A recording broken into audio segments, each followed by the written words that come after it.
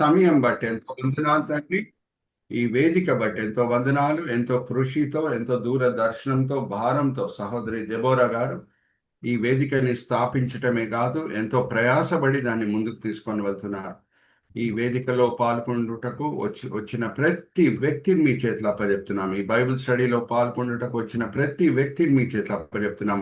వాళ్ళ ఇంట్లో రిలాక్స్ అవుతూ ఉండొచ్చు, కానీ మేము దేవుని సన్నిధిలో సమయం గడపాలి. వాక్యపరంగా, ఆత్మికంగా మేము బలపరచబడాలి. ప్రకటన గ్రంథంలో ఉన్న మర్మాలు మేము నేర్చుకోవాలి అని ఎంతో మంచి ఉద్దేశంతో వాళ్ళు వచ్చి ఉన్నారు. అందరిని కూడా మీరు తృప్తిపరుస్తున్నారు, దీవిస్తున్నారు, ఆశీర్వదిస్తున్నారని మేము నమ్ముచున్నాం. ఎంతో చక్కగా యాంకరింగ్ చేసే రాజ్ కుమార్ గారిని మీరు దీవించండి. టెక్నికల్ కోఆర్డినేషన్ చేసే చందు బ్రదర్ని ఆశీర్వదించండి. అలాగే సహోదరి జయంతి వాక్య భాగం చదివే మాకెంతో తోడ్పడుతున్నారు. ఆ సహోదరిని దీవించండి, ఆశీర్వదించండి. ఈ నెక్స్ట్ 1 hour ఆర్ సో తండ్రి మేము మీ చేతిలో అప్పచెప్తున్నాం. మా ప్రతి మాట, ఆలోచన, క్రియ మీ మనసుకి సంతోషము, మీ పేరుకి మహిమ కలిగేటట్లు మీ కృప చూపించండి. ఈ వినపములు మేము యేసుక్రీస్తు పరిశుద్ధమైన నామమున వేడుకుంటున్నాం. ఆమేన్. ఆమేన్, ఆమేన్. అయితే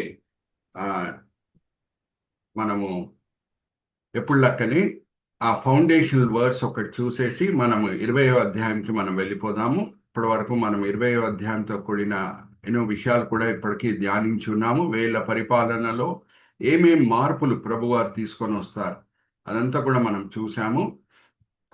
for the benefit of new comers, ఎవరైనా ఫస్ట్ టైం జాయిన్ అవుతుంటే వాళ్ళ బెనిఫిట్ కొరకు నేను ఈ మొదటి అధ్యాయం 19వ వచనంతో కూడిన విషయము మీతో ఇంకొకసారి పంచుకొని నేను ముందుకు వెళ్తాను. దేవుడు ఆజ్ఞాపిస్తున్నారు యోహానికి, యోహాను, ఇప్పటి వరకు నువ్వు ఏమి చూసి ఉన్నావో అది నువ్వు రాయి, ఏమి చూస్తున్నావో అది నువ్వు రాయి, ఏమి చూడబోతున్నావో అది నువ్వు రాయి. Therefore write things which you have seen, things which are, and the things which will take place. ఇంగ్లీష్లో కూడా ఎంత చక్కగా ఉంది చూడండి. ప్రకటన గ్రంథం మొదటి అధ్యాయం 19వ వచనం. దీన్ని మనం ఆధారం చేసుకొని ప్రకటన గ్రంథంని కొన్ని భాగాలుగా విభాగించాము. ఆ స్లైడ్ కూడా చందు బ్రదర్ మనకి చూపిస్తారు. ఇప్పటి వరకు యోహాన్ ఏమి చూసి ఉన్నాడు అంతా కూడా మొదటి అధ్యాయం. యోహాన్కి కలిగిన ధన్యత వేరే శిష్యులకు కూడా కలగలేదు. మిమ్మల్ని ఒక ప్రశ్న అడుగుతాను. 12 మంది శిష్యుల్లో యేసుక్రీస్తు ప్రభువారు సిలువ వేయబడినప్పుడు యూదా అయితే ఆల్రెడీ ఆత్మహత్య చేసుకున్నాడు. వేరే శిష్యులు భయపడి పారిపోయారు. ఎవరన్నా ఒక్కరు సిలువ పక్కన నించున్నారు ఆ సమయంలో అంటే ఎవరండి చెప్పండి?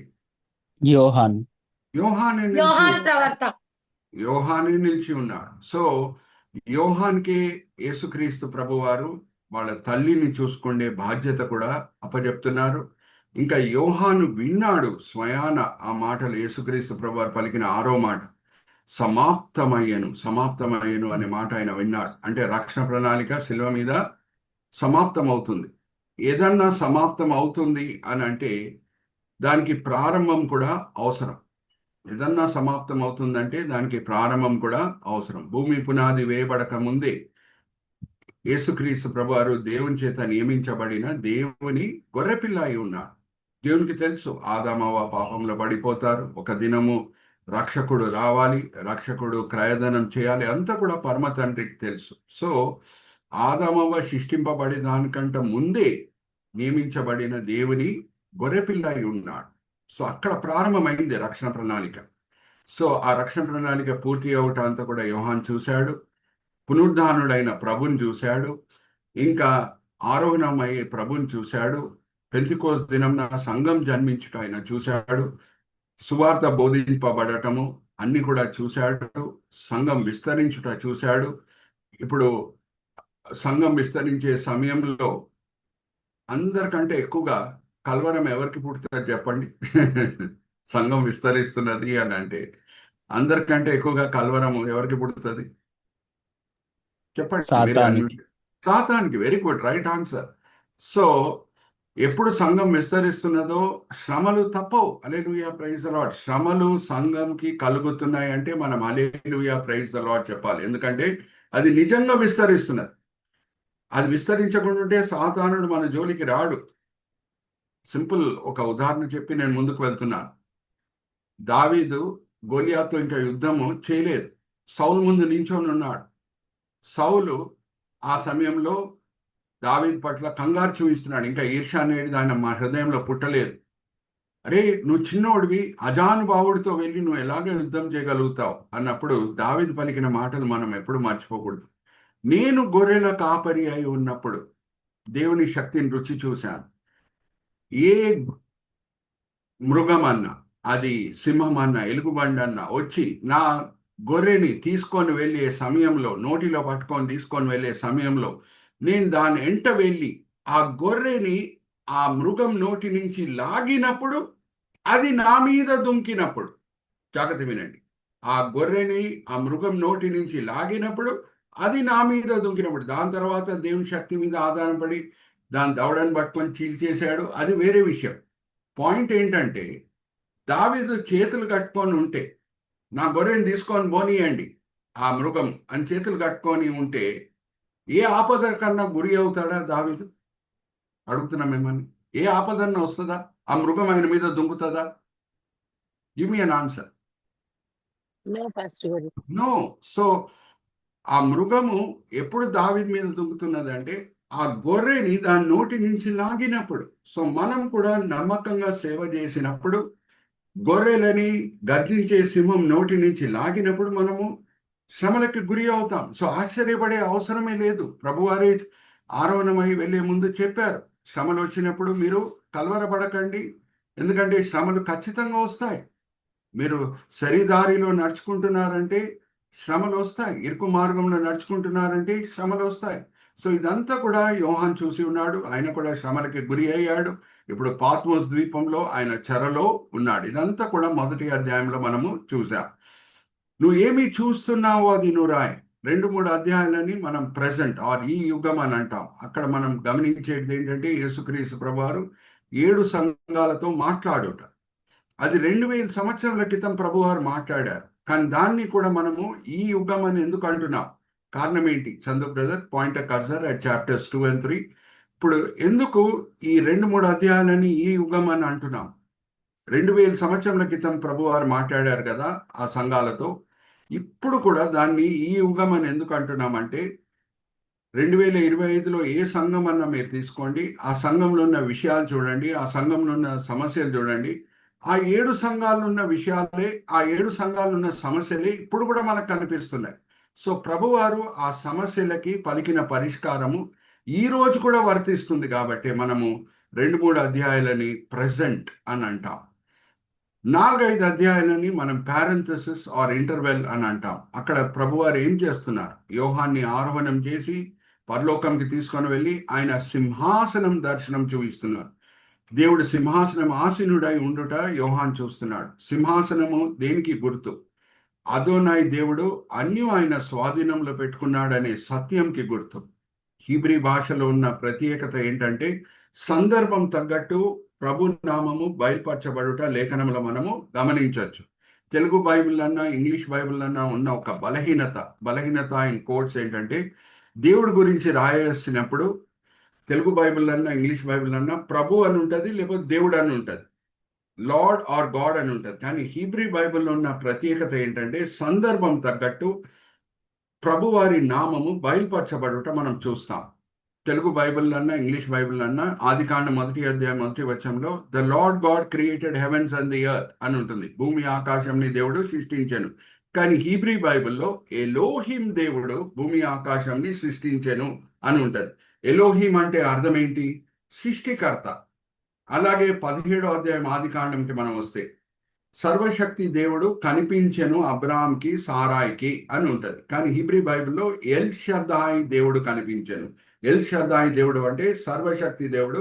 ఆయనకు అసాధ్యం అనేది ఏదియూ లేదు. అందుకే 17వ అధ్యాయంలో ఆయన దర్శించి అబ్రాహాం పేరుని అబ్రహాంగా మారుస్తున్నాడు, సారాయి పేరుని సారాగా మార్చి వాగ్దానం చేస్తున్నాడు, వచ్చే సంవత్సరము మీరు తల్లిదండ్రులు అవుతారని. అప్పటికే వాళ్ళ శరీరాలు అయితే పిల్లలు అనే విషయంలో చనిపోయినాయి. అయినా సరే దేవుడు ఎల్షదాయ్ దేవుడు కాబట్టి ఆయనకు అసాధ్యం అనేది ఎదియూ లేదు. Hallelujah, praise the lord.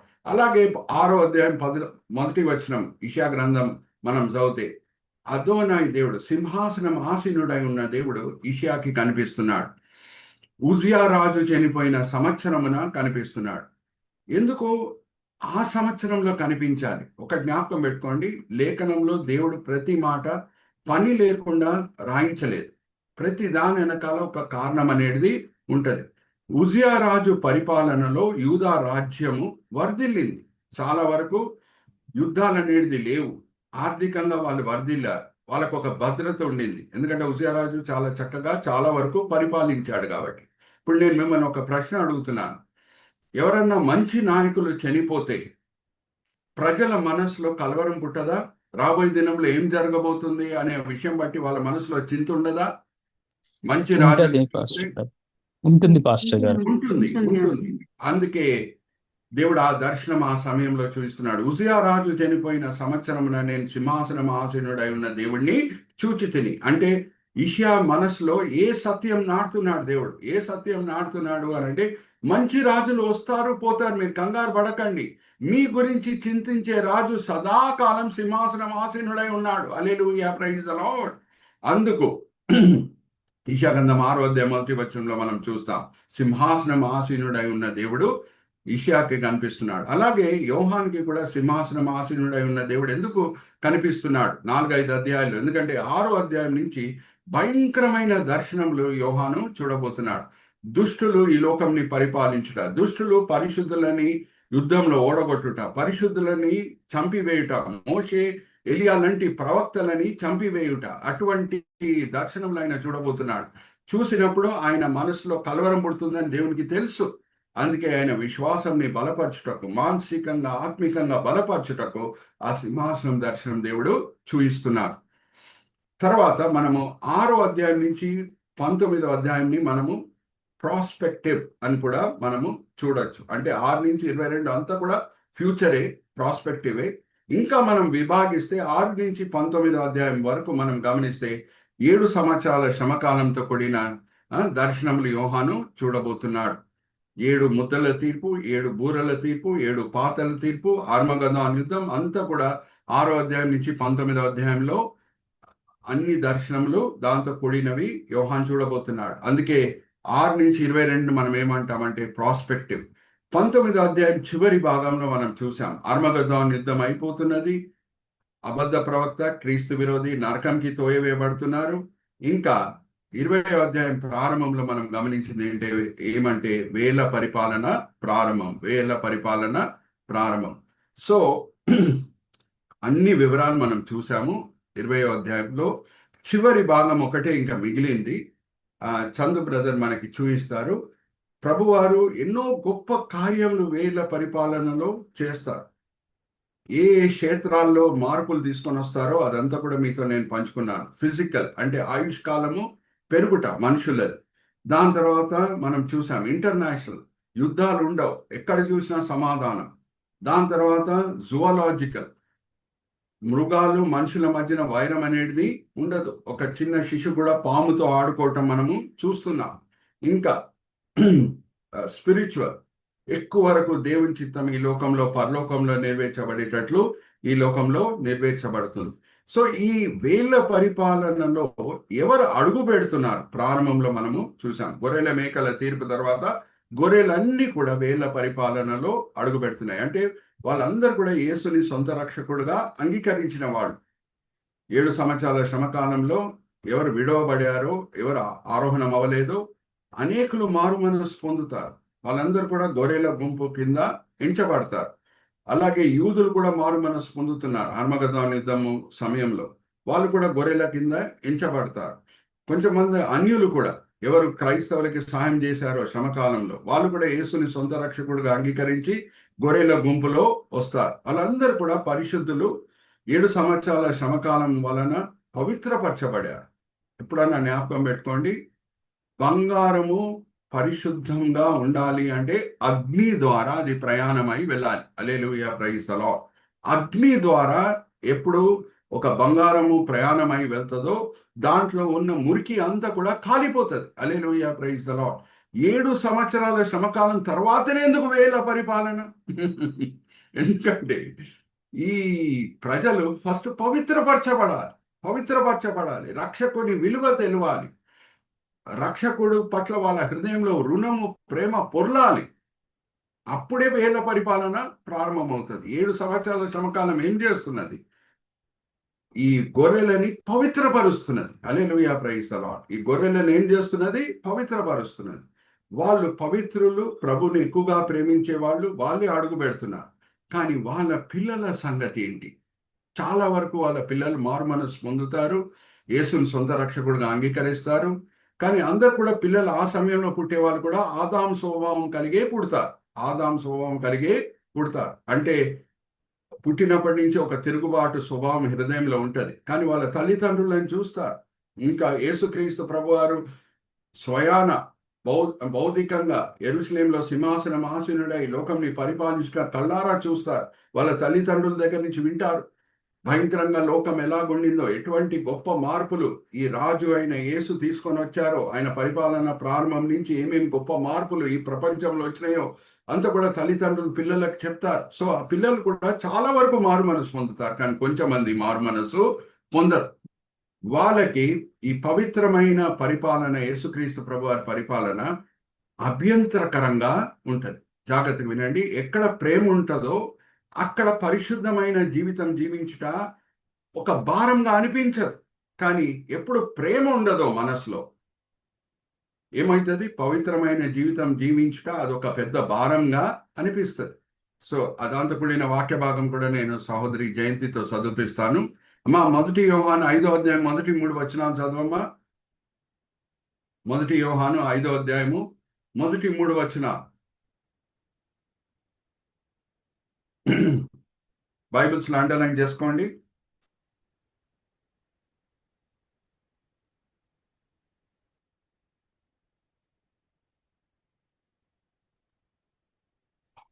మొదటి యోహాను 5వ అధ్యాయము 1వ వచనం నుంచి 3వ వచనం యేసు క్రీస్తై ఉన్నాడని నమ్ము ప్రతి వాడను దేవుని మూలకముగా పుట్టి ఉన్నాడు. పుట్టించిన వానిని ప్రేమించు ప్రతి వాడను ఆయన మూలకంగా పుట్టిన వానిని ప్రేమించును. మనము దేవుని ప్రేమించుచు ఆయన ఆజ్ఞలను నెరవేర్చిన వారిమైతిమా దేవుని పిల్లలను ప్రేమించుచున్నామని దాని వలనే ఎరుగుదుము. మనం ఆయన ఆజ్ఞలను గైకొనుటయే దేవుని ప్రేమించుట. ఆయన ఆజ్ఞలు భారమైనవి కావు. ఎప్పుడు? ప్రేమించిన సమయంలో. హల్లెలూయా, ప్రైజ్ ది లార్డ్. దేవుణ్ణి ప్రేమించే సమయంలో ఆయన ఆజ్ఞలు, పవిత్రమైన జీవితం జీవించుట అది భారంగా అనిపించదు. కానీ ఎవరెవరు మారు మనసు పొందట్లేదో, మంచి తల్లిదండ్రులు ఉన్నా సరే ఎవరు మారు మనసు పొందట్లేదో వాళ్ళకి పవిత్రమైన జీవితము పెద్ద భారంగా అనిపిస్తుంది. నేను పోయిన సెషన్లో కూడా మీతో పంచుకున్నాను. ప్రధాన యాజకుడు అయితే మంచోడు ఆ సమయంలో ఒకడు, కానీ 2 కొడుకులు ఆయనవి. 2 కొడుకులు భయంకరమైన పాపములు ఎక్కడ చేస్తున్నారు? ప్రత్యక్ష గుడారం దగ్గరే చేస్తున్నారు. వాళ్ళు ఎవరి గురించి మాట్లాడుతున్నా నేను? చెప్పండి. ఏలీ సన్స్. ఏలీ కుమారుడు ఫినెహాసు, ఓఫ్ని 2 గురించి నేను మాట్లాడుతున్నాను. భయంకరమైన పాపములు వాళ్ళు చేస్తున్నారు. అలాగే ఈ వేళ పరిపాలన చివర్లో ఏమవుతుందంటే ఎవరు మారు మనసు పొందట్లేదో వాళ్ళందరూ కూడా ఒక పెద్ద సైన్యంని పోజేస్తారు. వాళ్ళకి తెలుసు యేసుక్రీస్తు ప్రభువారు సింహాసనమాసీనుడై యెరూషలేములో ఆయన సింహాసనమాసీనుడై లోకంని పరిపాలిస్తున్నాడని. సో ఆయనకు విరోధంగా ఒక విశాలమైన సైన్యంని పోజేస్తారు. ఆ సమయంలోనే బంధింపబడిన సాతానుడు విడిపించబడతాడు. మనకందరికి కూడా తెలుసు వేల పరిపాలన ప్రారంభంలోనే సాతానుడు అగాధంలో బంధింపబడాడు. కానీ వేల పరిపాలన చివర్లో మరి ఆయనకు విడుదల కలుగుతుంది. ఈ భయంకరమైన తిరుగుబాటు చేసే వాళ్ళని ఆయన ఇంకా తప్పుదారిలో తీసుకొని వెళ్తాడు సాతానుడు. గోగు మెగాగ్ యుద్ధము జరుగుతుంది. అప్పుడు నేను మీతో ఆల్రెడీ పంచుకున్నాను. అగ్ని వచ్చి ఆకాశం నుంచి ఈ గోగు మెగాగ్ సైన్యంని భస్మము చేసేస్తుంది. అక్కడ వరకు మనం వచ్చామండి. ఇప్పుడు ఒక చివరి భాగం ఉంది, అది ముగించుకొని మనం 21వ అధ్యాయానికి మనము ప్రవేశిస్తాం. ఆ చివరి భాగం ఏంటంటే ధవల సింహాసనము తీర్పు. దాంతో కూడిన స్లైడ్ కూడా మనకి చందు బ్రదర్ చూపిస్తారు.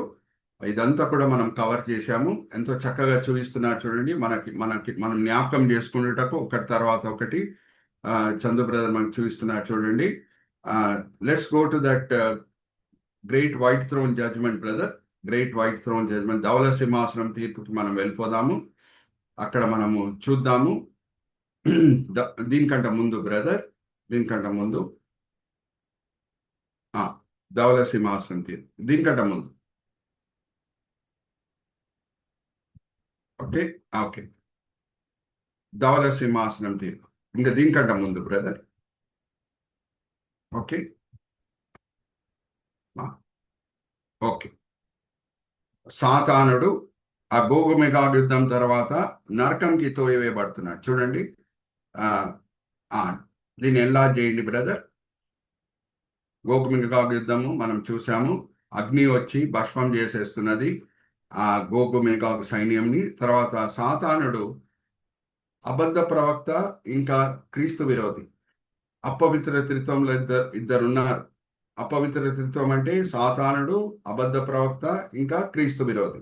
ఆ అబద్ధ ప్రవక్త క్రీస్తు విరోధి అయితే ఆల్రెడీ అర్మగదాన్ యుద్ధం అయిపోయిన తర్వాతనే నరకంకి తోయవేయబడారు. అపవిత్ర త్రిత్వంలో ఇద్దరు ఆల్రెడీ నరకంలో ఉన్నారు.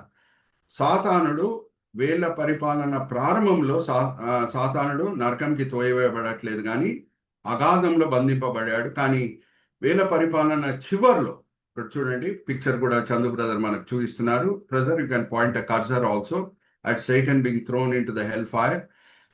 సాతానుడు ఆ సమయంలో వేల పరిపాలన చివర్లో గోగ్ మెగాగ్ యుద్ధం అయిపోయిన తర్వాత నరకంకి తోయవేయబడతాడు. ఆల్రెడీ నరకంలో ఎవరున్నారు? అబద్ధ ప్రవక్త ఇంకా క్రీస్తు విరోధి. సో ఇది అయిపోయిన తర్వాత ఏం జరుగుతుందంటే గోగు మెగాగ్ యుద్ధం అయిపోయిన తర్వాత నరకంకి తోయబడిన తర్వాత సాతానుడు ఏం జరుగుతుందంటే ధవల సింహాసనము తీర్పు. Let's go to the next slide Chandu brother. ధవల సింహాసనం తీర్పు, the great white throne judgement. అమ్మా 20వ అధ్యాయము 11వ వచనం నుంచి 15వ వచనం ఒకసారి చదవమ్మా. ప్రకటన గ్రంథము. దీన్ని మనం అడ్జుడికేషన్ అనే తో కూడిన సబెడింగ్తో మనము వాడి ధ్యానిస్తున్నాము. వేల పరిపాలనతో కూడింది అన్నిటి కూడా సబెడింగ్స్ మనం వాడింది తో కూడిన సబెడింగ్స్. ఫస్ట్ అరెస్టెడ్, దాని తర్వాత ఆల్టరేషన్స్ తర్వాత మనం చూసింది ఏజ్ తర్వాత అనిలేషన్ తర్వాత ఇప్పుడు అడ్జుడికేషన్ కి మనము వచ్చి ఉన్నాం. 20వ అధ్యాయం అమ్మ 11వ వచనం నుంచి 15వ వచనం వరకు. ప్రకటన గ్రంథం 20వ అధ్యాయము 11వ వచనం నుంచి. మరియు ధవలమైన మహాసింహాసనము దాని యందు ఆసీనుడైన ఒకనిని చూచి తిని, భూమి ఆకాశములు బ్రదర్ ఎక్కడెక్కడ కర్సర్ పెట్టి చూపించాలో కర్సర్ పెట్టి చూపించండి బ్రదర్. సహోదరి చదివే సమయంలో ఎక్కడెక్కడ కర్సర్ పెట్టి చూపించాలో అక్కడ చూపిస్తారు. ఇంకొకసారి చదవమ్మా.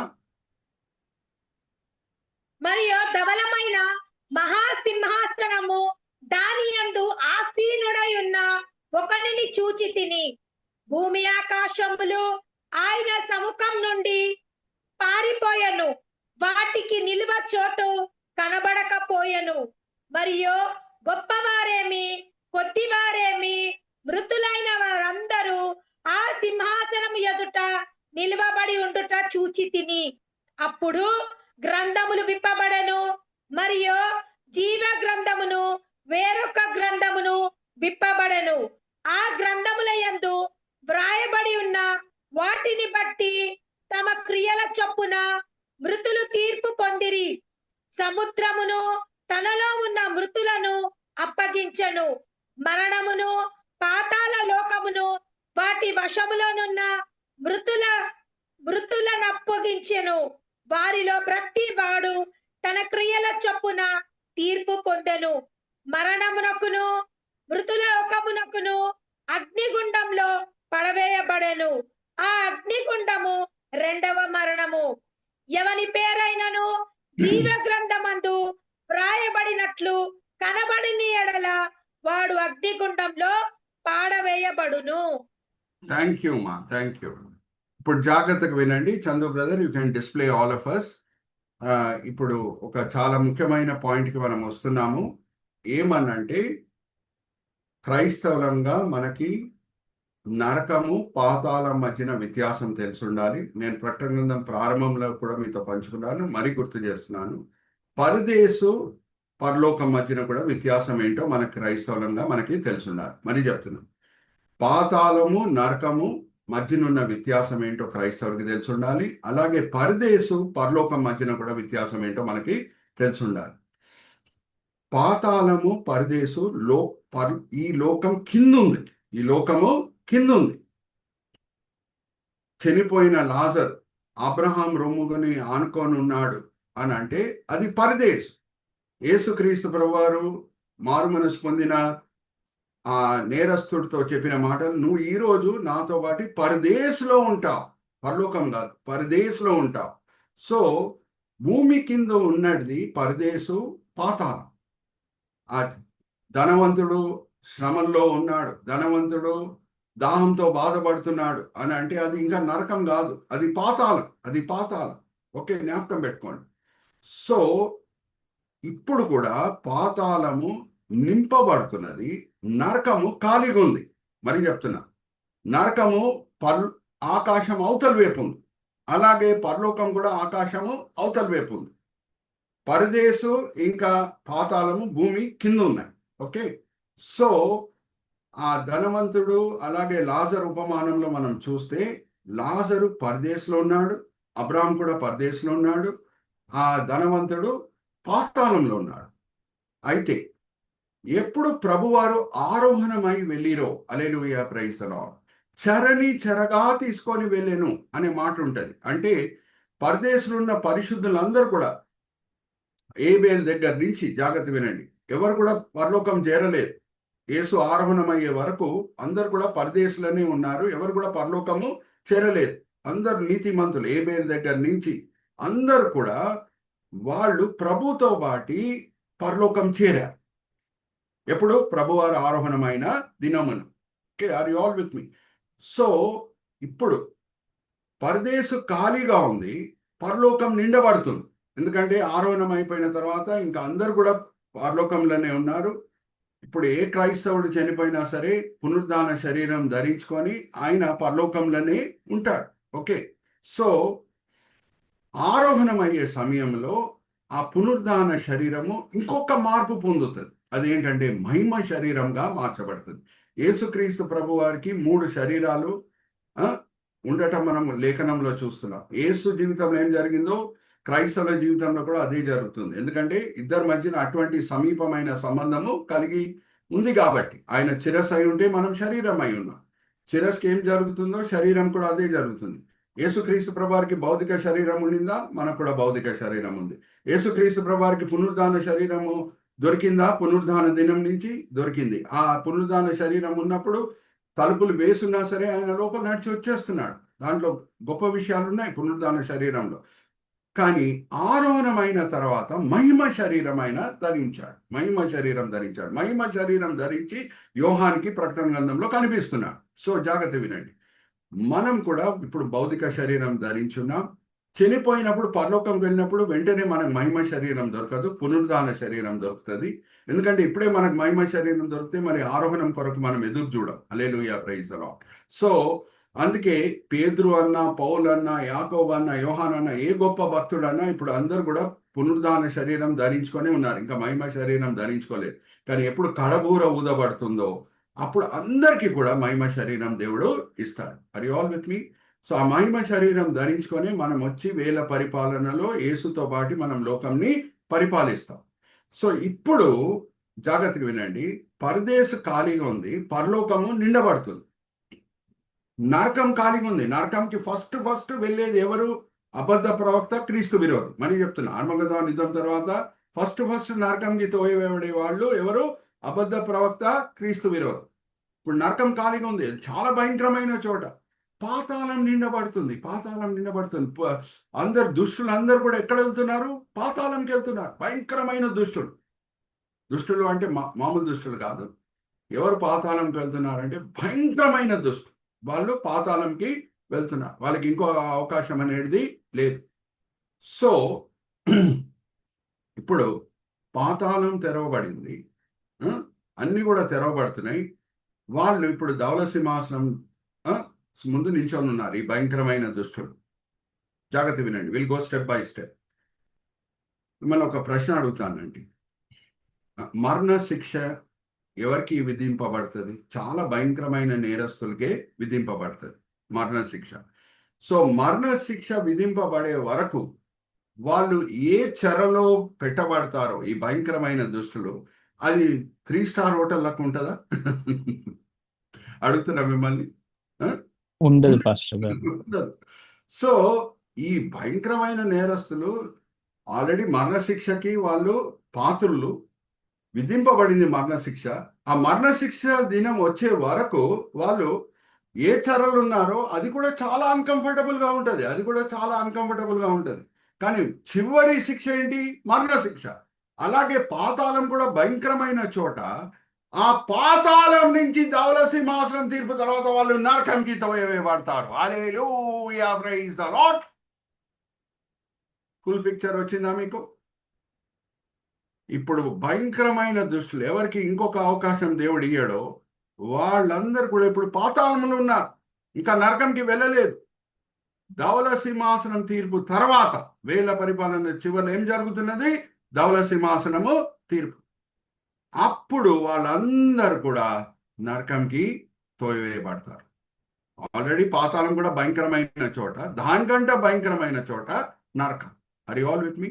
సో ఇది మీరు క్రైస్తవులుగా జ్ఞాపకం పెట్టుకోండి. ప్రతి క్రైస్తవునికి పాతాళము నరకం మధ్యన ఉన్న వ్యత్యాసం తెలిసి ఉండాలి, పరదేశు పరలోకం మధ్యన ఉన్న వ్యత్యాసము తెలిసి ఉండాలి. అలాగే భౌతిక శరీరము, పునరుత్థాన శరీరము, మహిమ శరీరం మధ్యన ఉన్న వ్యత్యాసం కూడా అందరికీ తెలిసి ఉండాలి. ఇప్పుడు ఆల్రెడీ ఎవరెవరు మారు మనసు పొందారో, పాత నిబంధన విశ్వాస వీరులు, కొత్త నిబంధనలో పెంతెకోస్తు దినం నుంచి మారు మనసు పొందిన వాళ్ళు, ఆరోహణమైన వాళ్ళు, వాళ్ళందరూ కూడా ప్రభుత్వ పాటు వచ్చి వేల పరిపాలనలో వాళ్ళు పాల్గొని లోకంని పరిపాలించారు. వాళ్ళ పేర్లన్నీ కూడా ఆల్రెడీ జీవ గ్రంథంలో ఉన్నాయి.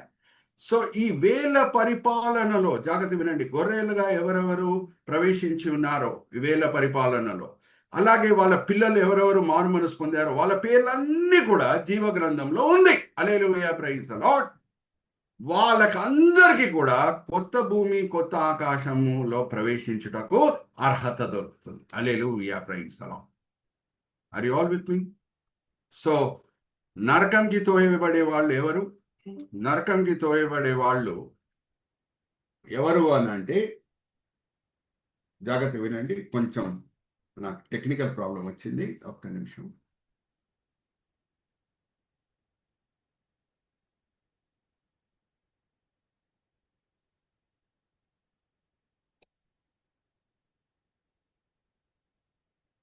జస్ట్ 1 minute, వచ్చేస్తున్నాను.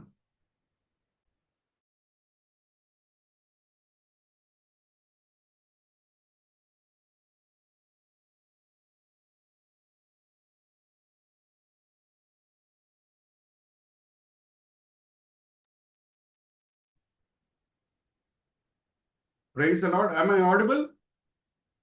ఎస్ పాస్టర్ గారు. Yes, Pastor. అయితే జాగ్రత్త వినండి. నరకంకి తోయబడే వాళ్ళు ఎవరు అని అంటే, ఆరోహణమయ్యే వరకు ఎవరెవరు మారు మనసు పొందలేదో, ఎవరి పేరు జీవ గ్రంథంలో లేదో, ఎవరెవరు భయంకరమైన పాపుల్లో, ఎవరికి ఇంకొక అవకాశం అనేది దేవుడు ఇవ్వట్లేదో, ఎవరు పాతాళంలో ఉన్నారో వాళ్ళందరూ కూడా ధవల సింహాసనం తీర్పు అప్పుడు ప్రభు సింహాసనం ముందు నించోబెట్టి, దేవుడు వాళ్ళని నించోబెట్టి వాళ్ళని నరకంకి తోసివేసేస్తాడు. శిక్ష విధించి వాళ్ళని నరకంకి తోసివేసేస్తాడు. ఎవరు కొత్త భూమి కొత్త ఆకాశంలో ప్రవేశిస్తున్నారు అని అంటే, పాత నిబంధన విశ్వాస వీరులు, పెంతెకోస్తు దినం నుంచి ఆరోహణమైన దినం వరకు మారు మనసు పొందిన క్రైస్తవులు, 7 సంవత్సరాల శ్రమకాలంలో మారు మనసు పొందిన క్రైస్తవులు, వేల పరిపాలనలో గొర్రెలుగా ఎంచబడి వేల పరిపాలనలో అడుగులో పెట్టిన క్రైస్తవులు, అలాగే వాళ్ళ పిల్లలు ఎవరెవరు మారు మనసు పొందారో వాళ్ళ పేర్లంతా కూడా జీవ గ్రంథంలో రాయబడుతుంది. వాళ్ళందరూ కూడా కొత్త భూమి కొత్త ఆకాశంలో ప్రవేశిస్తారు. ఒక జ్ఞాపకం పెట్టుకొని కొంచెం లోతులో వెళ్తున్నాను, కొంచెం మీకు నవ్వు కూడా దీని వలన రావచ్చు. ఏమనంటే, 7 సంవత్సరాల శ్రమకాలంలో ఎవరు ఉంటారు అని అంటే, నేను చెప్పాను కదా, విడవబడిన వాడు. వాళ్ళలో రెండు గుంపులు ఉన్నాయి. మారు మనసు పొందిన తర్వాత మార్టర్డ్ సెయింట్స్ అండ్ ద షీప్. అంటే 7 సంవత్సరాల శ్రమకాలంలో మారు మనసు పొంది హతసాక్షులుగా చనిపోతున్నారు. కొంతమంది హతసాక్షులుగా చనిపోకుండా బతికే ఉండి గొర్రెలుగా ఎంచబడి వేల పరిపాలనలో అడుగు పెడుతున్నారు. ఇద్దరి మధ్యన వ్యత్యాసం ఏంటంటే, హతసాక్షులుగా చనిపోయిన వాళ్ళు వచ్చి యేసుతో పాటు వీళ్ళని పరిపాలిస్తారు. Hallelujah, praise the lord. So 7 సంవత్సరాల శ్రమకాలంలో హతసాక్షులుగా చనిపోతే ఇంకా better. Hallelujah, praise the lord. ఎందుకంటే వాళ్ళు ఏ గుంపులో ఉంటారంటే పరిపాలించే గుంపులో ఉంటారు. The martyred saints will belong to the ruling group, versus the sheep who have survived the tribulation, వాళ్ళకు కూడా ఎన్నో సుఖాలు ఉన్నాయి వేళ్ల పరిపాలనలో, కానీ వాళ్ళు పరిపాలించబడిన గుంపులో ఉంటారు. Are you all with me? So వేళ్ల పరిపాలన చివరిలో మరి మనం చూస్తున్నాం, తిరుగుబాటు అయినప్పుడు, గోగుమెగోగు యుద్ధం అయినప్పుడు దేవుని అగ్ని వచ్చి తిరుగుబాటు చేసిన వాళ్ళందరినీ కూడా చంపివేసేస్తున్నది. వాళ్ళ పేర్లు ఆటోమేటిక్గా మీరు అప్పటికే గెస్ట్ చేసి ఉండొచ్చు, వాళ్ళ పేర్లు జీవగ్రంథంలో ఉండదు, అందుకే వాళ్ళు తిరుగుబాటు చేశారు. వాళ్ళందరూ కూడా నరకంకి తోయబడతారు. ఇంకా ఆది కాండం నుంచి ఎవరెవరు పాపములు చేశారో, భయంకరమైన పాపం చేశారు, దేవుడు ఎవరికి ఇంకొక అవకాశం ఇవ్వట్లేదో వాళ్ళందరూ కూడా, ఎవరు పాతాళంలో ఉన్నారో వాళ్ళందరూ కూడా నరకంకి తోయబడతారు. అందుకే మరణము పాతాళము ఎక్కడ వెళ్ళేను? అగ్నిగుండంకి వెళ్ళాను.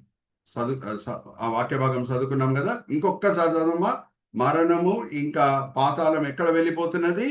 నరకం లోపల వెళ్ళిపోతున్నది. చివరి 2 వచనాలు చదవమ్మా. మరణమును మృతుల లోకమును అగ్నిగుండంలో పడవేయబడను. ఈ అగ్నిగుండము రెండో మరణము. ఇదే రెండో. ఎవరి పేరైనను జీవ గ్రంథమందు చదవమ్మా. ఎవరి పేరైనను జీవ గ్రంథమందు వ్రాయబడినట్లు కనబడని ఎడల వాడు అగ్నిగుండంలో పడవేయబడును. సో ఎవరి పేరు జీవ గ్రంథంలో ఉండదు. ఎవరెవరు భయంకరమైన పాపములు చేశారు, దేవుడు వాళ్ళకి ఇంకొక అవకాశము ఇవ్వలేదు, వాళ్ళ పేర్లు జీవ గ్రంథంలో ఉండదు. ఓకే, వాళ్ళందరూ కూడా నరకంకి తోయబడతారు. ఇంకా రియల్గా చెప్పాలి అని అంటే చాలా వెరీ వెరీ సాడ్ ఆస్పెక్ట్.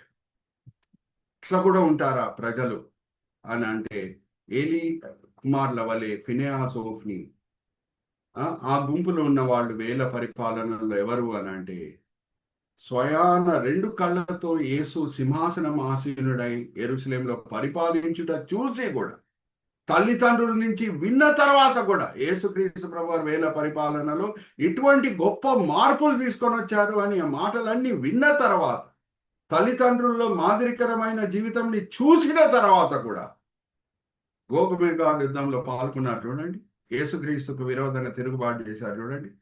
చాలా దుఃఖమైన విషయం. అంటే వాళ్ళకి మంచి అవకాశం దొరికింది. స్వయాన రక్షకుడిని కల్లారా చూశారు.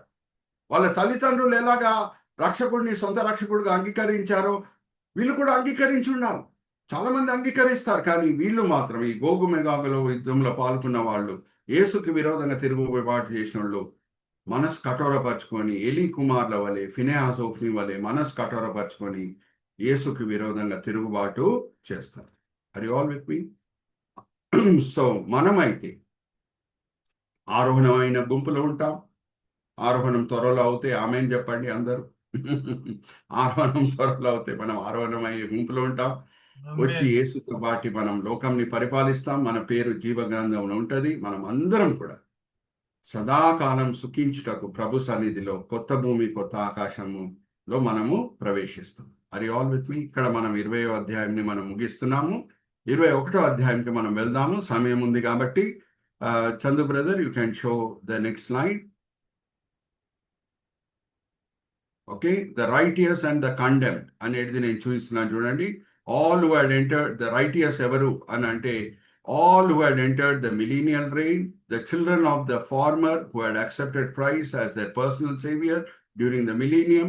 The names of the righteous are found in the Lamb's book of life. ఇదంతా కూడా నేను మీతో పంచుకున్నాను, ఎవరు నీతిమంతులుగా ఎంచబడతారు. అలాగే ద కండెమ్డ్ అది కూడా మనం చూద్దాము. నెక్స్ట్ అది ఆల్రెడీ మీతో పంచుకున్నాను. The wicked lot from creation onwards who are in Hades, పాతాళంలో ఎవరు ఉన్నారో దుష్టులు వాళ్ళందరూ కూడా కండెమ్డ్ గుంపులో వస్తున్నారు, అంటే తీర్పు పొందిన గుంపులో వస్తున్నారు.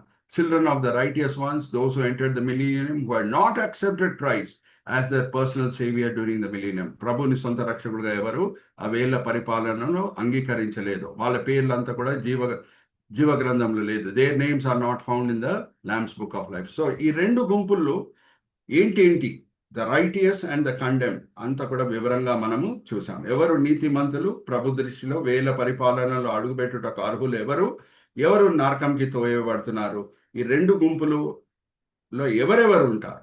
We have done the breakup. Okay, ఈ రెండు గుంపుల్లో ఎవరెవరు ఉంటారు కూడా మనం వివరంగా చూసాం. Okay, so let's go to the next line. The overall summary of chapter 20 ఒకసారి సమరీ చేసేసి మనం 21వ అధ్యాయానికి మనం వెళ్దాం. Chandu brother, let's go to the next line. Overall summary మనం చూద్దాం. ఇప్పటి వరకు మనం చూసింది ఏమనంటే, మొదటి అధ్యాయంలో we have scene Jesus as radiant Christ. ఆయన మహిమ శరీరం ధరించుకొని ప్రకాశిస్తూ యోహాన్కి కనిపించాడు. 2-3 అధ్యాయాల్లో మనం ప్రభుని ఎలా చూసాం, రివ్యూయింగ్ క్రైస్ట్, అంటే 7 సంఘాలు ఆత్మికంగా ఎలాగా ముందుకు సాగుతున్నాయి రివ్యూ చేస్తున్నారు. మీరు ఎక్కడెక్కడ ఇంప్రూవ్ అవ్వాలి అనేది వాళ్ళకి ప్రభువారు ఆజ్ఞాపిస్తున్నారు. 4-5 అధ్యాయాల్లో we have seen the rapturing and reassuring Christ, అంటే ఆరోహణం చేసి యోహాన్ని ఆత్మికంగా మానసికంగా బలపరిచే యేసుని మనము చూసాం. ప్రకటన గ్రంథం 6తో స్టార్ట్ అవుతుంది కాబట్టి రెవల్యూషన్ నేను అన్ని కూడా ఆర్స్ వాడుతున్నాను. మొదటి అధ్యాయంలో రేడియంట్ క్రైస్ట్, 2-3 అధ్యాయాల్లో రివ్యూయింగ్ క్రైస్ట్, 4-5 అధ్యాయాల్లో ర్యాప్చరింగ్ అండ్ రీఅష్యూరింగ్ క్రైస్ట్, 6వ అధ్యాయం నుంచి 19వ అధ్యాయంలో రిట్రిబ్యూటివ్ అండ్ రిడెంప్టివ్ క్రైస్ట్, 6 నుంచి 19వ అధ్యాయంలో శిక్షించే క్రీస్తు, అలాగే రక్షించే క్రీస్తు. శిక్షిస్తున్నాడు దుష్టులని.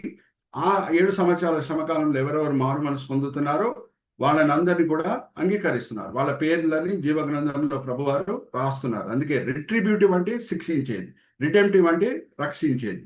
19వ అధ్యాయంలో రిటర్నింగ్ క్రైస్ట్, రెండో రాకడ జరగటం మనం 19వ అధ్యాయంలో చూసాం. 20వ అధ్యాయంలో renewing, reigning, retributive and rewarding Christ. Okay, Chandu brother, you can point a cursor at chapter 20.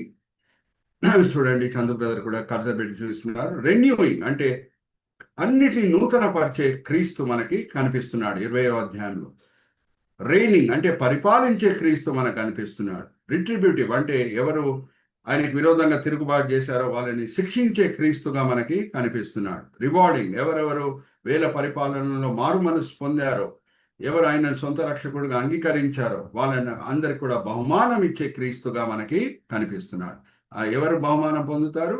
గొర్రెలుగా ఎవరు ప్రవేశించారో వేల పరిపాలనలో, వాళ్ళ పిల్లల్లో ఎవరెవరు మారు మనసు పొందారో వాళ్ళందరూ కూడా ఏం పొందుతారు? బహుమానాలు ప్రభు వారి దగ్గర పొందుతారు. అన్నిటికంటే గొప్ప బహుమానం ఏంటంటే కొత్త భూమి కొత్త ఆకాశంలో ప్రవేశించుట. 21వ అధ్యాయానికి మనం వస్తే రీక్రియేటింగ్ క్రైస్ట్, మరి అన్నీ నూతన పరుస్తున్నాడు. 22వ అధ్యాయంలో రివార్డింగ్ క్రైస్ట్, ఒక గొప్ప బహుమానము ప్రభువారి 22వ అధ్యాయంలో క్రైస్తవులకి ఇచ్చుట మనము చూస్తాం. అదేంటో కూడా మనము చూడబోతున్నాము. 21వ అధ్యాయము రీక్రియేటింగ్ క్రైస్ట్, మరి అన్నీ నూతన పరుస్తున్నాడు. ఓకే, సో మనము నెక్స్ట్ స్లైడ్కి మనం వెళ్దాము. ఓకే, ఇక్కడ నేను వాడేది అన్ని ఆర్తో కూడిన సబెడింగ్స్ అండి. 21వ అధ్యాయము మొదటి వచనంలో రీక్రియేటింగ్ క్రైస్ట్ మనకు కనిపిస్తారు. 21వ అధ్యాయం 2వ వచనంలో రేడియంట్ క్రైస్ట్ మనకు కనిపిస్తారు. 21వ అధ్యాయం 3 నుంచి 8వ వచనంలో రీఅష్యూరింగ్ క్రైస్ట్ మనకు కనిపిస్తారు. అలాగే 21వ అధ్యాయము 9వ వచనం నుంచి 14వ వచనం, అలాగే 21వ వచనంలో రీజన్స్ ఏంటి అన్ని కూడా మనం వివరంగా చూడబోతున్నాం. డోంట్ గెట్ వరీ, ప్రతిదీ నేను క్లియర్గా మీకు ఎక్స్ప్లెయిన్ చేస్తాను. ఇది 21వ అధ్యాయం బ్రేకప్ నేను మీకు ఇస్తున్నాను. Recreating, radiant, reassuring, reasons, recollect. దాని తర్వాత రీకలెక్ట్ అనేది మనం చూస్తున్నాము. ఆరోది రిఫైన్డ్. అన్ని కూడా మనము ధ్యానించబోతున్నాము. ఈ దినం మనకి సమయం ఉంది. మొదటి వచనంని ధ్యానించుటకు రీక్రియేటింగ్ క్రైస్ట్ అంటే మరి అన్ని నూతన పరుస్తున్నారు. ఒక జ్ఞాపకం పెట్టుకోండి, దేవుల్లో ఉన్న మంచి గుణముల బట్టి ఆయనను ఆరాధించడం మనము నేర్చుకోవాలి. ఆయనలో ఉన్న మంచి గుణముల బట్టి ఆయనను ఆరాధించడం మనము నేర్చుకోవాలి. Okay, let's go to the next slide. ఆయనలో ఉన్న అనేక మంచి గుణంలో ఒక మంచి గుణం ఏంటంటే ఆయన నూతన పరిచే ప్రభు అయి ఉన్నాడు. ఒకసారి చదువుదామమ్మా. 21వ అధ్యాయం మొదటి వచనం. చందు బ్రదర్ ఎక్కడ కర్సర్ పెట్టి చూపించాలో అక్కడ కర్సర్ పెట్టి చూపిస్తారు. 21వ అధ్యాయం మొదటి వచనం. ప్రకటన గ్రంథం 21వ అధ్యాయము మొదటి వచనం నుంచి. అంతటా నేను కొత్త ఆకాశమును కొత్త భూమిని చూచితిని. మొదటి ఆకాశమును మొదటి భూమియు గతించిపోయెను, సముద్రము ఇంకను లేదు. మరియు నేను నూతనమైన యెరూషలేమును. సముద్రము ఇంకా లేదు. నేను కొత్త భూమి కొత్త ఆకాశంని చూచితిని, ఇంకా సముద్రము లేదు. దీనికి 2 అర్థాలు ఉన్నాయి. ఓకే, ఈ 2 అర్థములు ఏంటో మనము ఈరోజు అర్థం చేసుకుందాం. సముద్రములు లేవు. Okay, Chandu brother you can display all of us now. జాగ్రత్తగా వినండి, అడుగు బై అడుగు, మెట్టు బై మెట్టు నేను వెళ్తున్నాను. ఇప్పుడు మనం అందరం కూడా మహిమ శరీరం ధరించుకొని ఉన్నాం. ఓకే, మనం అందరం కూడా మహిమ శరీరం ధరించుకొని ఉన్నాం. ఓకే, ఇప్పుడు సముద్రములు దేనికి ఉపయోగకరంగా ఉన్నాయి? పడవలో ప్రయాణం చేయుటకు ఒక చోట నుంచి ఇంకొక చోట, అవునా కాదు? దేనికి ఉపయోగకరంగా ఉన్నాయి? ఖండంలని అది యునైట్ చేస్తుంది. ప్రజలు ఒక చోట నుంచి ఇంకొక చోట పడవలు వాడి వెళ్ళుటకు అది చాలా ఉపయోగకరంగా ఉన్నాయి. ఇప్పుడు మనం మహిమ శరీరం ధరించుకున్నప్పుడు ఒక చోట నుంచి ఇంకొక చోట ఇక్కడ మాయమై అక్కడ కనిపిస్తాం. హల్లెలూయా, ప్రైజ్ ది లార్డ్. సముద్రాలు అవసరమా? అడుగుతున్నా మిమ్మల్ని, సముద్రాలు అవసరమా?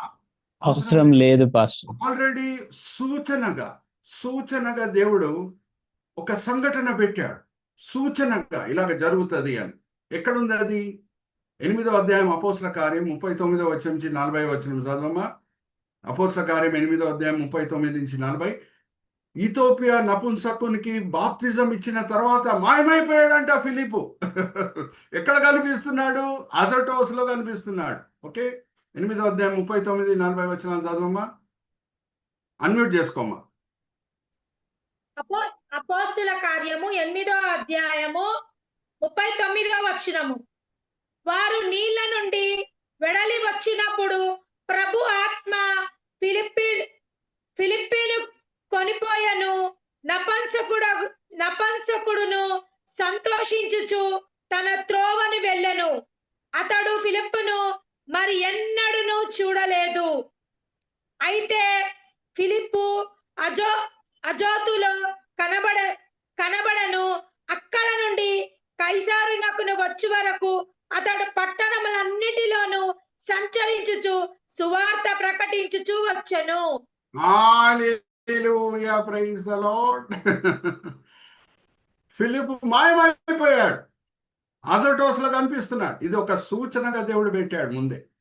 ఎందుకు సముద్రాలు లేవు, కొత్త భూమి కొత్త ఆకాశం? ఎందుకంటే ఇప్పుడు పడవలు వాడి మనం ప్రయాణం చేసే అవసరం లేదు. ఇప్పుడు యేసు వలె మనం అందరం కూడా మహిమ శరీరము ధరించుకొని ఉంటాం. మనం కూడా యేసు వలె మహిమ శరీరం ధరించుకొని ఉంటాం అనే వాక్య భాగం కూడా నేను చదివిస్తున్నాను. అమ్మా చదువమ్మా. 1 యోహాను 4వ అధ్యాయము 2-3 వచనాలు చదవమ్మా. ఇది మన శుభప్రదమైన నిరీక్షణ అయి ఉన్నది. యేసు వలె మనం కూడా అందరము మహిమ శరీరం ధరించుకొని ఉంటాం. 1 యోహాను 3వ అధ్యాయం 3వ అధ్యాయము 2-3 వచనాలు. అన్మ్యూట్ చేసుకోమా. 1 యోహాను 3వ అధ్యాయము 1వ వచనం నుంచి. మనము దేవుని పిల్లలమని పిలువబడినట్లు తండ్రి మనకెట్టి ప్రేమను అనుగ్రహించెను చూడుడి. మనము దేవుని పిల్లలమే. ఈ హేతు చేత లోకము మనల్ని ఆయనని ఎరగదు, ఏలయనగా అది ఆయనను ఎరగలేదు. ప్రియులారా, ఇప్పుడు మనము దేవుని పిల్లలమై ఉన్నాము. మనమిక ఏమవుదుమా అది ఇంకా ప్రత్యక్షపరచబడలేదు. కానీ ఆయన ప్రత్యక్షమైనప్పుడు ఆయన ఆయన ఉన్నట్లుగానే ఆయనను చూతుము, కనుక ఆయనను పోలి ఉందుమని ఎరుగుదుము. ఆయన యందు హల్లెలూయా, ప్రైజ్ ద లార్డ్. ఆయన వలెనే మనం ఉంటాం. ఆయన మహిమ శరీరం ధరించుకొని ఉన్నాడంటే మనం కూడా మహిమ శరీరము ధరించుకొని ఉంటాం. Are you all with me? So Yesu మహిమ శరీరం సంగతి పక్కన పెట్టండి. పునరుద్ధాన శరీరం ధరించుకున్నప్పుడే తలుపులు వేసున్నా సరే లోపల వచ్చేస్తున్నాడు. హల్లెలూయా, ప్రైజ్ ద లార్డ్. ఇంకా మహిమ శరీరం అంటే ఒకసారి ఆలోచించండి. ఏమైనా పడవ ప్రయాణం అవసరమా ఒక చోట నుంచి ఇంకొక చోట వెళ్ళుటకు? అందుకు సముద్రాలు లేవు. రెండో కారణం ఎందుకు సముద్రాలు లేవు అనే దానికి మనము రెండో కారణం ఏంటి మనం ధ్యానించుటకు? సముద్రాలు ఎందుకు ఉండవు? ఇప్పుడు సముద్రాల వలన మనకి రెయిన్ సైకిల్స్ జరుగుతున్నాయి. మనకందరు కూడా రెయిన్ సైకిల్స్ అవసరం. ఎందుకంటే బాడీలో ఎక్కువ వరకు percentage water. Human body contains nearly 65% water. So జాగ్రత్త వినండి. రెయిన్ సైకిల్స్ దేవుడు సర్వజ్ఞానం చొప్పున పెట్టాడు. సమ్మర్ సీజన్లో ఏమవుతుంది? సముద్రంలో ఉన్న నీళ్ళంతా కూడా ఆవిరి అయి మేఘంగా మారుతుంది. ఆ తర్వాత రెయినీ సీజన్లో ఆ మేఘంలో ఉన్న నీళ్ళన్నీ కూడా వర్షం వలె కింద దిగి వస్తుంది భూమికి. We call that as hydrocycles. ఎప్పుడు? ఈ శరీరం మనం ధరించుకొని ఉన్నప్పుడు. Hallelujah, praise the lord. మహిమ శరీరం మనం ధరించుకొని ఉండే సమయంలో హైడ్రోసైకిల్స్ అవసరమా? అవసరం లేదు. Hallelujah, praise the lord. అందుకు మరి సముద్రాలు లేవు. 2 కారణాలు. 3వ కారణంకి నేను వస్తున్నాను. ఇప్పుడు కూడా దేవుడు అప్పుడప్పుడు దుష్టులని శిక్షించుటకు సముద్రములని వాడి, టైడల్ వేవ్స్ ని వాడి, సునామీని వాడి దేవుడు శిక్షిస్తాడు. అవునా కాదా? సునామీ అంటే ఏంటి? సముద్రము తరంగంలో భూకంపం వచ్చుట, దాని వలన పెద్ద పెద్ద అలలు వచ్చుట, అలలు వచ్చి అందరినీ నాశనము చేయుట. ఇప్పుడు కొత్త భూమి కొత్త ఆకాశంలో ఎవరున్నారు? అందరు పరిశుద్ధులే. హల్లెలూయా, ప్రైజ్ ద లార్డ్. ఇప్పుడు శిక్షించుటకు సముద్రాలు వాడుటకు ఏమైనా అవసరం ఉందా అడుగుతున్నాను. దేవుడు సముద్రాలను వాడి ప్రజలని శిక్షించడానికి ఏమైనా అవసరం ఉందా? లేదు. ఆర్ యు ఆల్ విత్ మీ? ఈ 3 కారణాలు మనం జ్ఞాపకం పెట్టుకోవాలి. ఎందుకు సముద్రాలు లేవు? ఇంకొకటి చివరి కారణం చెప్పేసి నేను ముగిస్తున్నాను. అదేమనంటే 4వ అధ్యాయంలో మనం చూసాం. సింహాసనం ఆసీనుడై ఉన్న దేవుడిని ఆరోహణమైన యోహాన్ చూస్తున్నాడు. ఆ సింహాసనం ముందు స్ఫటిక సముద్రం ఉన్నది. ఆ సింహాసనం ముందు ఏమున్నది? స్ఫటిక సముద్రం. ఓకే, దాంతో కూడిన స్లైడ్ మనం చూద్దాము. Chandu brother, let's go to the next slide. Next slide. ఇక్కడ చూడండి, స్ఫటిక సముద్రం. అక్కడ చూడండి, చందు బ్రదర్ కూడా కర్సర్ పెట్టి చూపిస్తున్నారు. ఆ స్ఫటిక సముద్రంని మనం చూసాం. ఎల్లో సర్కిల్ ఉంది చూడండి. ఆ స్ఫటిక సముద్రం ఏంటి? అని అంటే let's come to the side picture. Chandu brother, side picture ఇక్కడ చూడండి. ఆదికాండం 1వ అధ్యాయము 7-8 వచనాల్లో మనం చూస్తే భూమిని దేవుడు సృష్టించినప్పుడు ఎక్కడ చూసినా నీళ్ళే ఉన్నాయి. మధ్యలో ఆకాశం సృష్టించి ఆకాశం కింద ఉన్న నీళ్ళని సముద్రాలుగా మార్చాడు. ఆకాశం పైనున్న నీళ్ళని స్ఫటిక సముద్రంగా దేవుడు మార్చాడు. ఇక్కడ చూడండి Chandu brother, you can show the waters above firmament. అంటే ఫర్మమెంట్ అంటే ఆకాశం. ఆదికాండం 1వ అధ్యాయం 7-8 వచనాలు ఒకసారి చదవమ్మా. ఆదికాండం 1వ అధ్యాయం 7-8 వచనాలు.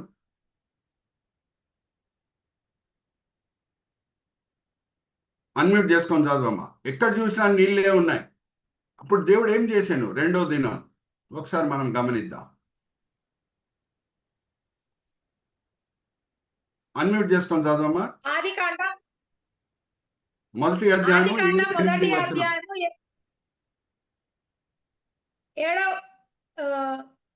7వ వచనము. దేవుడు ఆ విశాలము చేసిన విశాలం క్రింద జలములను విశాలం మీద జలములను వేరుపరపగా ఆ ప్రకారమాయను. దేవుడు ఆ విశాలమును ఆకాశమని పేరు పెట్టను. అస్తమయమును ఉదయమును కలగగా రెండో దినమాయను. థ్యాంక్ యూ అమ్మా.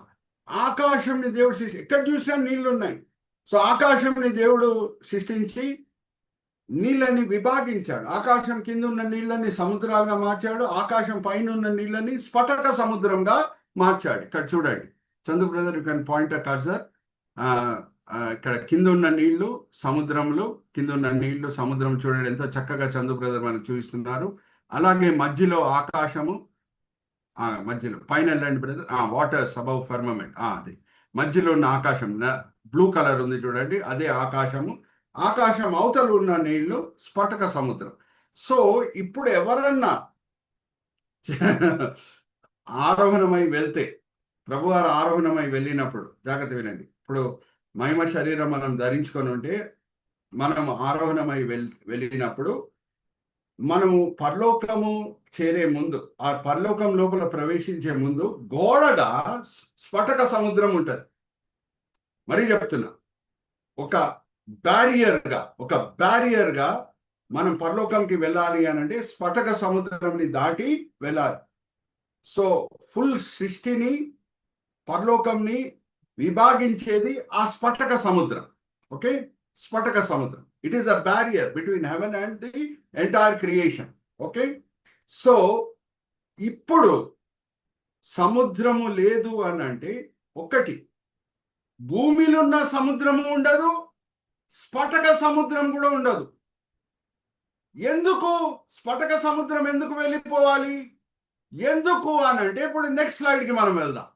ఎందుకు స్ఫటక సముద్రం వెళ్ళిపోవాలి? ఇప్పుడు సముద్రం లేదు అని అంటే ఎందుకు అని అంటే, ఇప్పుడు మీరు ఈ స్లైడ్ చూడండి. Next slide Chandu brother, next slide.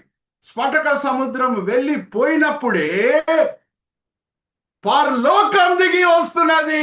Hallelujah, praise the lord. ఎక్కడ ఉన్నారో అక్కడ హల్లెలూయా, ప్రైజ్ ది లార్డ్ చెప్పండి. నేను చూచి తిని ఆకాశం నుంచి పవిత్రమైన యెరూషలేము దిగి వచ్చుట. హల్లెలూయా, ప్రైజ్ ది లార్డ్. అమ్మా చదువమ్మా, ప్రకటన గ్రంథం 21వ అధ్యాయం 2-3 వచనాలు. రేడియంట్ అంటే మెరిచే యెరూషలేం, మెరిచే పరలోకం దిగి వచ్చుట యోహాన్ చూస్తున్నాడు. 2-3 వచనాలు. ప్రకటన గ్రంథం 21వ అధ్యాయం 2-3 వచనాలు. ప్రకటన గ్రంథం 21వ అధ్యాయము 2వ వచనం నుంచి, నేను నూతనమైన యెరూషలేమును, ఆ పరిశుద్ధ పట్టణమును తన భర్త కొరకు అలంకరింపబడిన పెళ్లి కుమార్తె వలె సిద్ధపడి పరలోకమందున్న దేవుని యొద్ద నుండి దిగి వచ్చుట చూచి తిని. అప్పుడు ఇదిగో దేవుని నివాసము మనుషులతో కూడా ఉన్నది. ఆయన వారితో కాపురముండును, వారైన ప్రజలై ఉండురు. దేవుడు తానే వారి దేవుడై ఉండి వారికి తోడై ఉండును. హల్లెలూయా, ప్రైజ్ ది లార్డ్. ఇప్పుడు నేను మిమ్మల్ని ఒక ప్రశ్న అడుగుతున్నాను. ఈ పరిశుద్ధమైన యెరూషలేం పరలోకమే, స్ఫటక సముద్రం ఉంటే దిగి రావడానికి ఆస్కారం ఉందా? లేదు చెప్పండి. పాస్టర్ గారు, లేదు. సో స్ఫటక సముద్రం మాయమైపోవాలి. హల్లెలూయా, ప్రైజ్ ది లార్డ్. స్ఫటక సముద్రం మాయమైపోవాలి, అప్పుడే ఆ పరలోకం కింద దిగి వస్తుంది. ఆర్ యు ఆల్ విత్ మీ? అందుకే సముద్రము లేవంటే ఈ భూలోకంలో ఉన్న సముద్రాలు మాయమైపోతాయి, స్ఫటక సముద్రం కూడా మాయమైపోతుంది. హల్లెలూయా, ప్రైజ్ ది లార్డ్. అప్పుడే చూడండి, ఆ సీక్వెన్సింగ్ కూడా చూడండి. దేని తర్వాత ఇది జరుగుతుందో, సముద్రం లేనప్పుడే పరలోకం దిగి వస్తున్నది. Hallelujah, praise the lord. అంటే భూమిలో ఉన్న సముద్రాలే మాయం అవటం కాదు, స్ఫటక సముద్రం కూడా మాయమైపోతుంది. ఇంకా ఏ ఆటంకం లేదు లోకంకి దిగి వచ్చటం. Hallelujah, praise the lord. Are you all with me? ఎన్నో విషయాలు ఉన్నాయి ప్రకటన గ్రంథంలో మనం నేర్చుకునేవి, ఎన్నో మర్మాలు ఉన్నాయి. అన్ని కూడా దేవుడు ఆయన కృపచేత మన విశ్వాస నేతలకి మనకి బయలుపరుస్తున్నారు. నేను ఇక్కడ ముగిస్తున్నాను. ఆల్రెడీ 9:30 మనం దాటాము. అయినా సరే పర్వాలేదు, వచ్చే వారము వేరే అన్ని వివరాలు, 21వ అధ్యాయంతో కూడిన వేరే వివరాలు చూద్దాము. ఇంకా బహుశా 2 వారాల్లో మనము ముగిస్తాము. దాని తర్వాత నేను, కరుణా సిస్టరు కొన్ని విషయాలు మేము మాట్లాడేసి వేరే ఏమన్నా అంశము తీసుకోవాలా అనేది మీతో మేము పంచుకుంటాము. జస్ట్ మీకు అపిటైజర్గా ఒక మాట చెప్తున్నాను. భూమిని నూతన పరిచే విషయము అదేదో మొదటిసారి జరిగేది కాదు. భూమిని దేవుడు నూతన పరిచేది ఏదో మొదటిసారి జరిగేది కాదు. నోవా సమయంలో ఏమైంది? అప్పుడు కూడా నూతన చేశారు. పరిచయం. కొత్త అన్నీ అధ్యాయం చేశారు. దేవుడు స్టార్ట్ చేసి కొత్త అధ్యాయం అవునవును. దేవుడు స్టార్ట్ చేశాడు. ఇప్పుడు అలాగే మూడోసారి. మరి మనం గమనిస్తే భూమి ఆకాశంని దేవుడు సృష్టించాను. నిరాకారంగా భూమి ఉండేది. నిరాకారంగా భూమి ఉండేది. అవునా? ఉండేనా లేదా? నిరాకారంగా. ఉంది, మరి ఉంది. యెషయా గ్రంథం ఉండే. 45వ అధ్యాయం 18వ వచనం ఏం చెప్తుంది? 45వ అధ్యాయం యెషయా గ్రంథం 18వ వచనం చదవమ్మా. Just this is only an appetizer. Me and Karuna sister will discuss and then we will take this topic also. ఎందుకంటే మనం ఆల్రెడీ యెషయా గ్రంథం 45వ అధ్యాయము చదవమ్మా. యెషయా గ్రంథం 45వ అధ్యాయము 18వ వచనము. ఆకాశమునకును సృష్టికర్తయగు యెహోవా దేవుడు ఆయన భూమిని కలుగజేసి దానిని స్థిరపరిచి సిద్ధపరచెను. నిరాకారముగా నుండినట్లు ఆయన దానిని సృజింపలేదు, నివాస స్థలమగునట్లు దానిని సృజించెను. చాలమ్మా. హల్లెలూయా, ప్రైజ్ ద లార్డ్. అరే, నిరాకారంగా దేవుడు సృష్టించలేదు లోకంని. మరి నిరాకారంగా ఉందని వాక్యం సెలవిస్తున్నది.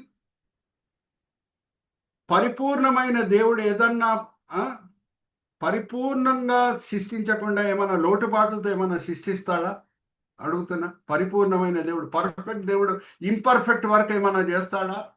లేదు పాస్టర్ గారు. చేయరు. సో మొదటి అధ్యాయం 1వ వచనం 2వ వచనం మధ్యన ఏం జరిగింది? నిరాకారంగా దేవుడు సృష్టించలేదే. మరి 2వ వచనంకి వస్తే నిరాకారంగా ఉంది. ఏం జరిగింది? ఏం జరుగుండొచ్చు? మనకు స్కెలిటన్స్ కనిపిస్తున్నాయి. ఆదాము 130 సంవత్సరాల వయసు ఉన్నప్పుడు సేతుని కనేను. అంటే దాని అర్థం ఏంటి? 130 సంవత్సరాల ముందు ఆదాము సృష్టింపబడేను. అవునా కాదా? 130 సంవత్సరాల వయసు ఉన్నప్పుడు సేతుని కనేను అంటే దాని అర్థం ఏంటి? 130 సంవత్సరాల ముందు ఆదాము సృష్టింపబడేను. అక్కడి నుంచి లెక్కేసుకుంటే 6000 సంవత్సరాలు అవుతుంది. కానీ మనకి కొన్ని స్కెలిటన్స్ కనిపిస్తున్నాయి. ఆ స్కెలిటన్స్ని కార్బన్ డేటింగ్ చేస్తే 10,000 సంవత్సరంలో వయసు కలిగిన స్కెలిటన్స్ ఉన్నాయి. 20,000 వయసు కలిగి ఉన్న స్కెలిటన్స్ మనకు కనిపిస్తున్నాయి. కార్బన్ డేటింగ్ అనేది ఒకటి వాడతాం. ఈవెన్ లేఖనము మత్తయి సువార్త 2000 సంవత్సరాల క్రితం రాయబడిందంటే కార్బన్ డేటింగ్ మనం చేస్తాం. అది చేస్తేనే 2000 సంవత్సరాల క్రితము మత్తయి సువార్త రాయబడింది, ఎఫెసీయులకు రాసిన పత్రిక రాయబడిందని మనం రుజువుపరచవచ్చు. సో దానికి మనం కార్బన్ డేటింగ్ వాడతాము. మరి స్కెలిటన్స్కి కూడా కార్బన్ డేటింగ్ చేసినప్పుడు 20,000 సంవత్సరాల క్రితం ముందు ఉన్న స్కెలిటన్స్ మనకు కనిపిస్తున్నాయి. 30,000 క్రితం స్కెలిటన్స్ మనకు కనిపిస్తున్నాయి. అప్పుడు మనుషులు ఉన్నారా? మరి ఏమైంది? చాలా విచిత్రమైన విషయాలు, రహస్యాలు బైబిల్లో ఉన్నాయి. ఏంటంటే మనం ఆ కనుదృష్టి నుంచి బైబిల్ ఎప్పుడు చదవలేదేమో. ఓకే, సో ఎందుకంటే ప్రకటన గ్రంథం ఎండ్ అవుతుంది కాబట్టి 2 వారాల్లో మనము ముగించబోతున్నాము. రాబోయే దినంలో ఏం జరగబోతుందో తెలుసుకున్నాము. ఇప్పుడు వరకు ఏం జరిగిందో అన్ని విషయాలు మనకు తెలుసా?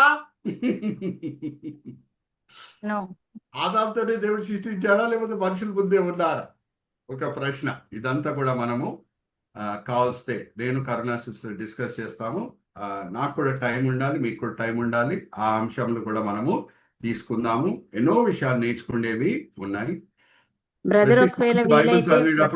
ప్రతిసారి బైబిల్ చదివేటప్పుడు ఆశ్చర్యమైన విషయాలు నేను తెలుసుకునేటట్లు నా కన్నులను తెరువుము అని ప్రార్థన చేసి మనం ముందుకు వెళ్ళాలి. చిన్న ప్రార్థన చేసి నేను ఫ్లోర్ మరి రాజ్ కుమార్ గారికి అప్పచెప్తాను. తండ్రి, ఈ సమయం బట్టి ఎంతో వందన. ఇక్కడ చేరిన నమ్మకమైన ఈ చిన్న మంద బట్టి ఎంతో వందన. 15 మంది దగ్గర ఉన్నారు తండ్రి. వాళ్ళు ఈ సమయంలో వేరేదో పనులు చేసుకొని ఉండవచ్చు, కానీ ఎంతో ఆసక్తితో ప్రకటన గ్రంథంలో ఉండిన మర్మాలు మేము తెలుసుకోవాలి, బలపరచబడాలి అని ఎంతో మంచి ఉద్దేశములతో వాళ్ళు వచ్చి ఉన్నారు. అందరిని కూడా మీరు తృప్తిపరచున్నారు, దీవించున్నారు, ఆశీర్వదించున్నారని మేము నమ్ముచున్నాం. నిష్ప్రయోజకమైన మీ దీన దాసుడిని నించోబెట్టి మీ మహిమాంతమై వాడుకున్నారు తండ్రి. దాన్ని బట్టి నేను మిమ్మల్ని స్తుతిస్తున్నాను. ఈ దినం ఈ వేళ ఈ పూట మీరు ఏమేం పాఠాలను మాకు నేర్పించారో వేరే క్రైస్తవులతో కూడా మేము పంచుకునేటట్లు మిమ్మల్ని ప్రోత్సహించండి. ఎంతో చక్కగా టెక్నికల్ కోఆర్డినేషన్ చేసిన చందు బ్రదర్ని దీవించండి, ఆశీర్వదించండి. ఎంతో ప్రయాసపడి ఆయన అన్ని కూడా సెషన్స్ యూట్యూబ్లో రికార్డ్ చేస్తున్నారు. ఆ రికార్డ్ చేసిన సెషన్స్ లింక్ కూడా క్రైస్తవులతో పంచుకునేటట్లు మమ్మల్ని ప్రోత్సహించండి. జయమాల ఆంటీని కూడా మీ చేతిలో అప్పచెప్తున్నాం. ఆమె కూడా ప్రార్థన కోరుకున్నది. ఆమె ఇప్పుడు పట్టణంకి వెళ్ళి ఉన్నది తండ్రి. ఏదో పనుల బట్టి సురక్షితంగా తీసుకొని వెళ్ళి సురక్షితంగా ఆమెను మరి మా మధ్యలో తీసుకొని రండి. ఈ విన్నపములు మేము యేసుక్రీస్తు పరిశుద్ధమైన నామములో వేడుకుంటున్నాం. ఆమేన్, ఆమేన్, ఆమేన్.